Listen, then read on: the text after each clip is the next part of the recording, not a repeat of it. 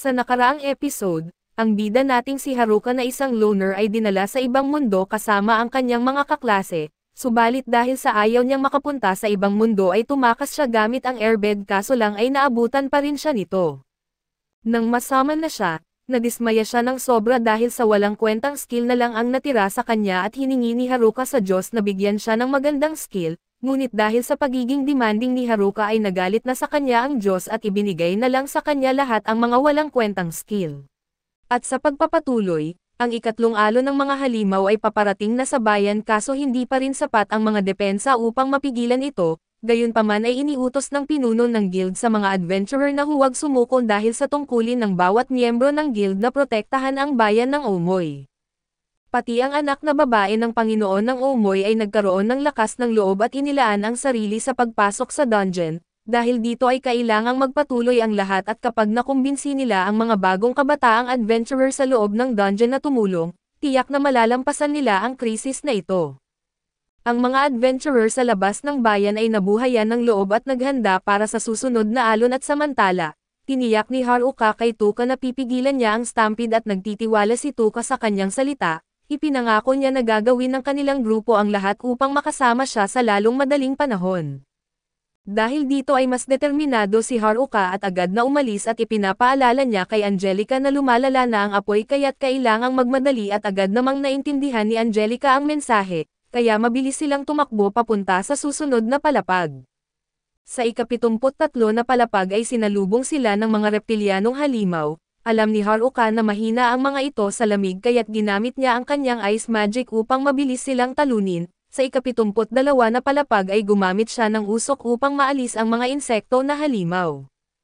Pagdating sa ika-70 na palapag ay hinarap nila ang isang malaking halimaw na mukhang aso pero may dalawang ulo. Bagamat mukhang mahirap talunin at alam ni Haruka na isa lamang itong aso at pinili niyang tanggalan ito ng pangamoy sa pamamagitan ng pagbato ng bote ng suka na binili niya sa general store sa ulo nito.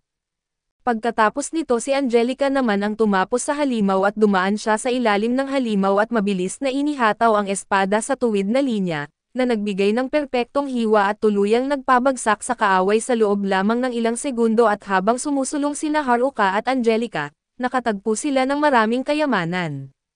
Sinubukan ni Haruka na mabilis na ayusin ang mga ito ngunit medyo nadismaya siya sa mga nakuha dahil hindi pa niya natatagpuan ang pheromone ring na matagal na niyang hinahanap. Dahil dito ay nagpatuloy siya ng walang hinto na pahinga at pinilit siyang kumbansihin ni Angelica na magpahinga, ngunit sinabi ni Haruka na hindi siya maaaring tumigil ngayon.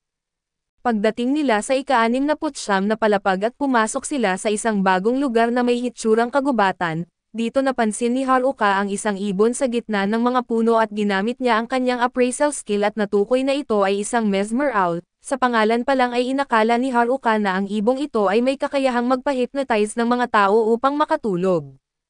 Biglang ang naglabas ang kwago ng isang hypnotizing wave ngunit hindi ito nakaapekto kay Haruka. Ipinaliwanag niya na mayroon siyang general health skill kaya't hindi siya tinatablan ng ganitong mga epekto at gayunpaman, bigla siyang nakaramdam ng pagkahilo at antok.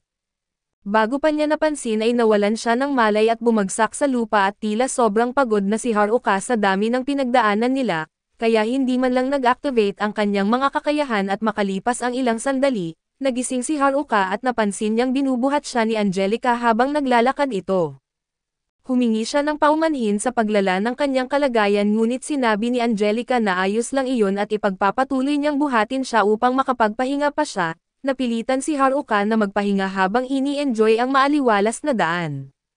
Samantala sina Tuka at ang iba pang kasamahan ay nasa isang mahirap na sitwasyon at hinaharap nila ang isang level 100 na halimaw na isang sphinx, na may kakayahang mag-regenerate kahit ilang beses itong tamaan.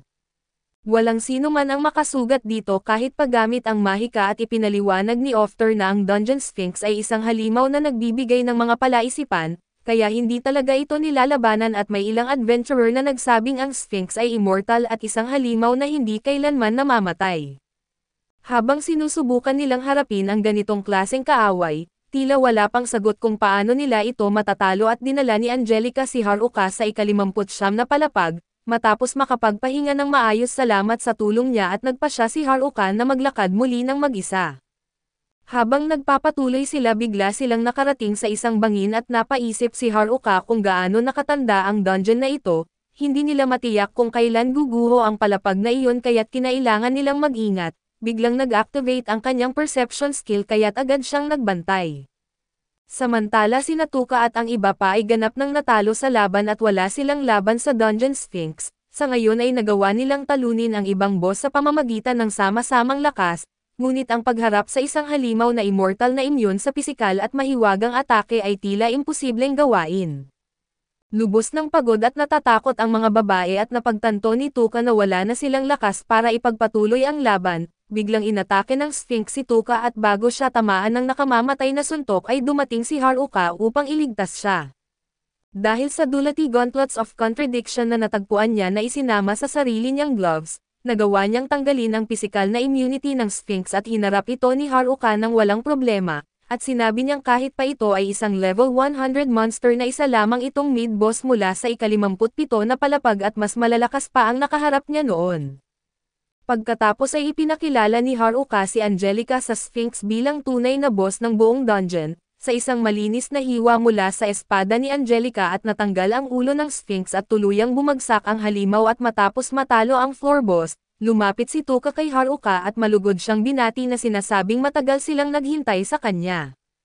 Ang natitirang mga kasamahan din ay masayang sumasalubong sa kanya at labis na ginhawa ang naramdaman at sa wakas na makaalis na sila sa lugar na iyon, tinanong ni Tuka si Haruka tungkol sa kasama niyang si Angelica. Ngunit bago niya ito maipakilala ay biglang gumuho ang sahig sa ilalim ng kanyang mga paa na dahilan upang siya ay muling mahulog. Gayunpaman agad siyang nakareact at ginamit ang mga piraso ng gumuhong sahig upang maitapon ang sarili pabalik pataas. Naginhawaan ang mga lalaki nang makita siyang ligtas ngunit nilinaw ni Haruka na ayos lang iyon dahil marami na siyang bagong kasanayan. Subalit muli na namang bumagsak ang sahig at sa pagkakataong ito ay hindi na siya nakapag-react. Naalala ni Tuka ang unang beses na nahulog si Haruka na kung saan hindi niya naabot ang kamay nito, ngayong pagkakataon ay hindi niya hahayaan na mangyari ulit iyon. Agad siyang tumakbo papunta kay Haruka upang iligtas ito at sa tulong ng mga kasamahan, nagawa niyang mahawakan ang kamay ni Haruka at tuluyan itong ligtas na naiahon mula sa pagkahulog. Matapos may angat si Haruka mula sa pagkakahulog ay nagbigay ng babala si Oda na masyado pang maaga para magdiwang. Itinuro niya ang ibaba kung saan nakita nila ang napakalaking grupo ng iba't ibang halimaw at sinabi ni Ofter na ito ang susunod na alon ng Stampede, at kung makawala ang mga halimaw na ito ay tuluyang mapapahamak ang bayan ng Omoy at nagsimulang magpanik ang lahat, kaya tinanong ni Tuka si Haruka kung ano ang gagawin niya lalo na't sinabi nitong may paraan siya para iligtas ang bayan. Pinagtibay ni Haruka ang kanyang sinabi at idinagdag na si Angelica ang susi sa kanilang tagumpay. Bago pa niya maipaliwanag ang lahat ay biglang sinugod ni na Mariel at Ofter ang grupo palabas ng lugar at dahil nasa peligro na ang Omoy, tumakbo silang lahat papunta sa warp gate. Habang nasa daan ay tinanong ni Tuka si Haruka kung paano niya natalo ang napakaraming malalakas na halimaw sa dungeon. Sagot ni Haruka ay hindi niya iyon nagawa sa normal na paraan subalit sinabi niyang kahit sino ay may tsansa kung makakaisip ng tamang tactics. Pagkalabas nila sa dungeon ay agad na nakipagkita si Haruka sa pinuno ng guild, gayunpaman ay mabilis na paparating ang susunod na alon ng mga halimaw at ang alon na ito ay mas malaki kaysa sa lahat ng mga nauna, halos kahawig na ng isang hukbo. Napagtanto ng pinuno ng guild na ito ang tunay na Stampede at ibang-iba ito sa kahit ano mang kanilang hinarap noon, inatasan ang Panginoon ng Omoy na tiyaking hindi magpanik ang mga mamamayan sa loob ng kanlungan, ngunit lalong nagiging kritikal ang sitwasyon. Ang mga adventurer sa labas ay nagdadalawang isip kung ano ang kanilang gagawin, at hindi sigurado kung may magagawa pa sila para mapigilan ang Stampede at samantala, si Mariel ay nawawalan na ng pag-asa at nanghihinayang na hindi niya maprotektahan ang kanyang mga tao. Sinubukan siyang palakasin ng loob ng pinuno ng guild na sinabihan na huwag sumuko at biglang tumingin si Haruka kay Angelica. Nang makita ito ay agad na kumilos si Angelica na naglakad patungo sa Stampede habang hinihugot ang kanyang espada. Ibinaon niya ang espada sa lupa at mula rito ay naglabas siya ng napakalakas na enerhiya na labis na ikinagulat ng lahat. Iniwan ni Haruka ang lahat sa mga kamay ni Angelica at tiwala na kaya niyang talunin ang napakaraming makapangyarihang kaaway tulad ng ginawa niya noon sa dungeon. Ang kanyang lakas at tapang ay nagsilbing inspirasyon sa lahat ng naruroon. nagbigay ng bagong pag-asa na kahit ang pinakamalaking hamon ay maaaring malampasan at sa loob ng dungeon, ang kapangyarihan ni Angelica ay sapat upang pigilan ang anumang halimaw at mapanatili ang kaayusan bilang tagapamahala ng dungeon. Siya lamang ang may kakayahang lipulin ang lahat ng halimaw sa lugar na iyon at habang lumalakas ang kanyang enerhiya, isang napakalaking magic circle ang nabuo sa paligid niya at nagliliwanag ng maliwanag at sa ilang sandali, isa-isa nang naglaho ang mga halimaw sa paligid. Lumawak ang magic circle hanggang sa matakpan nito ang buong battlefield at nang matapos na, laking gulat ni Natuka at ng iba pang adventurer nang makita na wala ng halimaw sa paligid na senyales na natapos na ang laban. Lumapit si Haruka kay Angelica at binati siya sa pamamagitan ng pagbump ng kamao, tanda ng paghingi ng pasasalamat at pag-asa at samantala ay tinanong ni Tuka si Haruka kung ano ang nangyari at kung paano naglaho ang lahat ng halimaw. Ipinaliwanag ni Haruka na wala siyang ginawa at ito'y dahil kay Angelica. Biglang nagtanong si Oda, siya ba ang Dungeon Empress at agad na nagdulot ito ng alarma sa iba na nagtaka kung si Angelica ay isang halimaw. Siniguro ni Haruka sa kanila na walang dapat ikabahala at ipinaliwanag niya na magkasama nilang in-explore ang dungeon at maraming beses siyang niligtas ni Angelica. Dahil dito ay naniwala ang mga adventurer sa kanyang mga salita ngunit nagpatuloy si Oda sa pag-usisa, sinabi niya na ang Dungeon Empress ay mas makapangyarihan pa sa Dungeon King at lahat ng halimaw sa dungeon ay sumusunod sa kanya. Kinumpirma ni Haruka ang sinabi ni Oda at iginiit niya na si Angelica ang pinakamalakas na nilalang sa dungeon. Kahit panapilitang bumaba ang antas niya sa level 1 dahil sa ilang hindi inaasahang pangyayari at sa kabila nito, kaya pa rin niyang talunin ang sinumang halimaw sa isang iglap. Idinagdag ni Haruka na ang kapangyarihan ni Angelica ay gumagana lamang sa loob ng dungeon, kaya kinailangan nilang lumapit sa mga halimaw na lumabas para maisakatuparan ang plano at biglang nagtanong si Shimazaki, ano ang nangyari sa mga halimaw na nawala?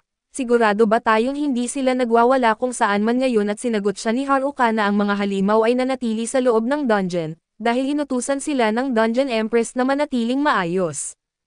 Nangangahulugan ito na opisyal ng ligtas ang bayan ng Umoy at nagsimula ng magdiwang ang lahat at masayang tinatanggap ang kanilang tagumpay. Ang pagligtas sa bayan ay hindi lamang tagumpay para kay Haruka, Angelica, Tuka at kundi para sa lahat ng adventurer na nagkaisa upang harapin ang napakalaking hamon. Malaking ginhawa kay Haruka ang katotohanang nagawa niyang iligtas si Angelica at sa tulong nito, ay makakaranas ng pansamantalang kapayapaan ang bayan ng Umoy at hindi nagtagal, napagpasyahan niyang simulan ang maliit na selebrasyong naisip niya habang nasa dungeon pa sila. Habang nasa isang inn ay nilapitan siya ng isa sa mga empleyado at nag-usisa kung ano ang kanyang ginagawa. Sinabi ni Haruka na gagamitin niya ang mga items mula sa dungeon para sa isang maliit na kasiyahan at bagamat hindi lubos na naintindihan ng babae ang sinabi niya. Ilang sandali pa ay lumapit si Angelica at dumating si Tuka kasama ang iba pang adventurer gaya ng hiling ni Haruka, nabigla ang lahat nang makita ang napakalaking tambak ng kayamanan mula sa dungeon, pati na ang napakaraming bihirang kagamitan. Habang nakatuon ang lahat ng atensyon sa mga ito ay tinanong ni Haruka kung sino ang handang sumabak sa isang shopping spree, sinasabing ang lahat ng items ay ibebenta sa malaking diskwento at hindi dapat palampasin ang pagkakataong ito. Natuwa ang mga babae at lalaki at agad na naging isang kompetisyon ang selebrasyon, inanunsyo ni Haruka ang simula ng Dungeon Gear Scramble Sale at sa loob ng ilang saglit, nawala ng kontrol ang lahat sa pagkasabik. Naging labanan ito ng lahat para makuha ang mga bihirang kagamitan at tila walang nakikinig kay Haruka nang sabihin niyang singilin niya sila para sa mga items. Nagkagulo ang buong klase at ang labanang ito ay nagpakita ng kakaibang pagkatao ng mga babae. Tila naging halimaw sila dahil sa sobrang pagkasabik. Ang mga lalaki sa kabilang banda ay sumuko na at nawalan ng lakas at kagustuhang lumaban, at natakot sa pagiging bloodthirsty ng mga babae. Sinubukan ni Haruka na hikayatin sila na huwag sumuko ngunit alam niyang wala nang natitirang lakas sa kanila. Dahil dito ay inalok ni Haruka ang mga lalaki ng ilang kayamanang itinabi niya at agad silang nagpasalamat at natuwa sa kanyang tulong. Sa huli ang lahat ay naging masaya sa kanilang mga bagong kagamitan at bihirang items. Si Haruka naman ay nasiyahan dahil alam niyang makakatulong ang mga ito upang mapanatiling ligtas ang lahat. Gayunpaman ang tanging iniisip niya ngayon ay si Angelica at alam niyang pansamantala itong mananatili sa bayan kasama nila, Ngunit dahil matagal itong nag-iisa sa loob ng dungeon at malamang na wala itong sapat na kakayahan sa pakikisalamuha at iniisip ni Haruka kung paano makakasundo ni Angelica ang lahat, ngunit nanatili siyang umaasa na magiging maayos ang lahat para sa kanya. Kaso dito muna matatapos ang ating recap, salamat sa inyong panonood hanggang sa muli.